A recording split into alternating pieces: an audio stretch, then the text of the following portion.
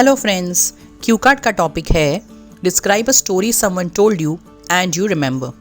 अंदर की क्यूज हैं what was the story about, who told you this story, why do you remember it and how do you feel about it. अब पहले इस Q card का meaning समझ लेते हैं। ऐसी कोई स्टोरी को डिस्क्राइब कीजिए जो आपको किसी ने कही थी और आपको वो स्टोरी बखूबी याद है। वो स्टोरी किसके बारे में थी, यानी वो स्टोरी क्या थी।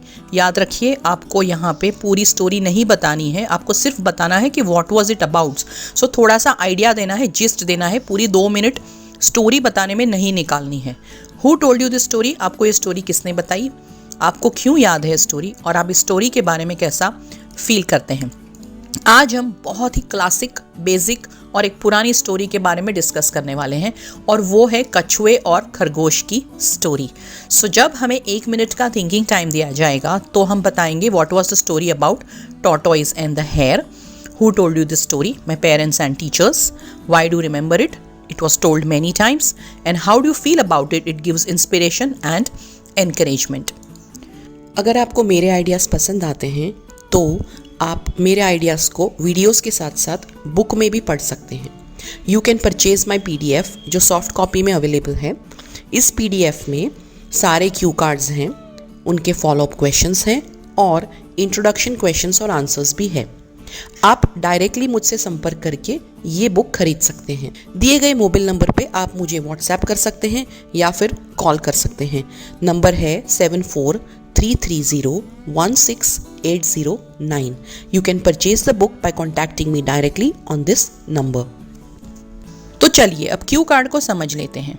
इन my entire lifetime I must have heard innumerable stories.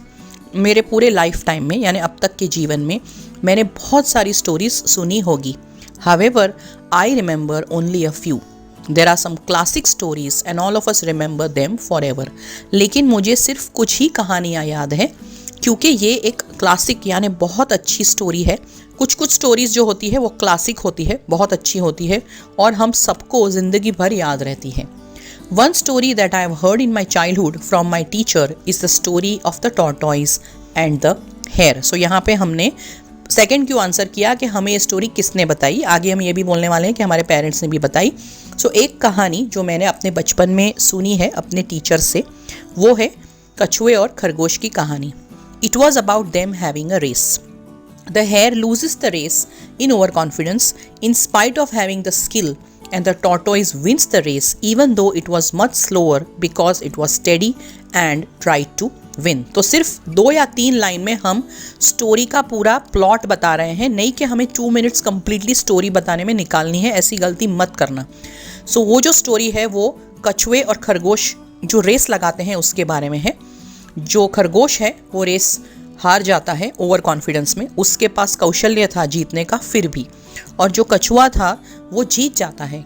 वो स्लो था फिर भी जीत जाता है क्योंकि उसने जीतने का प्रयत्न किया और वो स्टेडी रहा उस तरफ, उस दिशा में जाने के लिए।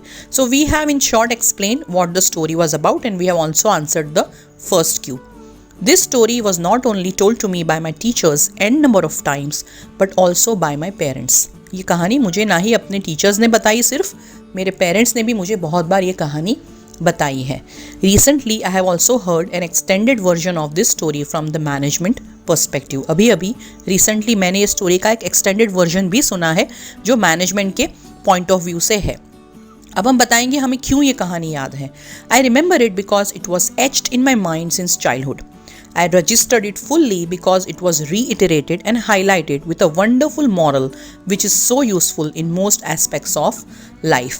मुझे कहानी इसलिए याद है क्योंकि ये मेरे दिलो दिमाग में एच की गई, यानी उसको बार बार दोहरा के उसको फिट किया गया।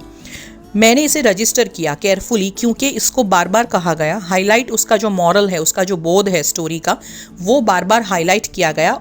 और ज़्यादातर जीवन की जो सिचुएशन होती है उसमें ये वाला जो मॉरल है वो मुझे काम लगता गया। सो हमने बताया कि हमने ये स्टोरी क्यों याद रखी या फिर हमें क्यों ये स्टोरी याद रह गई। अब हम बताएंगे हम ये स्टोरी के बारे में कैसा फील करते हैं। I feel that this is a story which should be told to every child. मुझे लगता है, मैं फील करता हूँ कि ये एक ऐसी स्टोरी है जो हर बच्चे को बतानी ज़रूरी है। It is an indirect inspiration when someone loses hope. जब किसी ने आशा छोड़ दी है, होप लूज कर दिया है, तो उसको ये स्टोरी एक इनडायरेक्ट इंस्पिरेशन है, प्रेरणा देती है। It is an encouragement when someone is a victim of an inferiority complex. जब किसी को इन्फीरियरिटी कॉम्प्लेक्स होता है, लघुता ग्रंथि होती है, लगता है कि मैं सबसे कम हूँ, मेरे में कुछ खूबी नहीं है, तब ये स्टोरी उस इंसान के लिए एनकरेजमेंट बन जाती है। Many times it happens that I am disheartened due to some life experience. However, having such stories in mind always helps us fight battles and keep going ahead. बहुत बार ऐसा होता है कि जीवन में कुछ अनुभवों की वजह से मैं दुखी हो जाता हूँ, आशा छोड़ देता हूँ, निराश हो जाता हूँ। लेकिन जब हमने ऐसी कहानियाँ सुनी होती है, हमारे माइंड में जब ऐसी कहानियों का मॉरल होता है, तो हमें लाइफ के जो भी बैटल्स है, जो भी चैलेंजेस है, चुनौतियाँ है, उसमें सामना करने में हमें हेल्पफुल होता है ये चीज़, और हम आगे बढ़ते रहते हैं। There are many other such short moral stories which I remember. बहुत सारी ऐसी moral stories हैं जो मुझे याद हैं, but this one has a lasting and a powerful influence on my life. लेकिन ये जो कहानी है उसका मेरे जीवन पे बहुत ही लंबा और तेज प्रभाव पड़ा है। Whenever I meet a small kid, I make it a point to tell this story so that this story can benefit that person as well. जब भी मैं कोई छोटे बच्चे को मिलता हूँ तो मैं उसे ये कहानी ज़रूर बताता हूँ ताकि उसको भी, दूसरे व्यक्ति को भी ये कहानी का फ़ायदा मिले। These days, due to advancement in technology, children may not even know about this story. I feel I was lucky to hear such tales which have made me what I am today. आजकल technology में advancement की वजह से बच्चे ये सब कहानियाँ नहीं जान पाते। मुझे लगता है कि मैं बहुत ही खुशनसीब हूँ कि मुझे ऐसी कहानी, टेल्स यानी कहानी जानने को मिली, और मैं आज जो कुछ भी हूँ उसमें ये कहानियों का भी बहुत बड़ा योगदान है।